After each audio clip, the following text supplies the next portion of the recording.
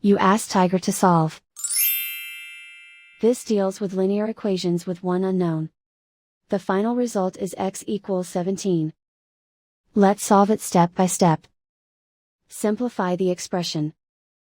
Multiply the fractions. Break up the fraction. Group all constants on the right side of the equation. Add 2/3 to both sides. Combine the fractions. Combine the numerators. Reduce the zero numerator. Simplify the arithmetic. Convert the integer into a fraction. Combine the fractions. Combine the numerators.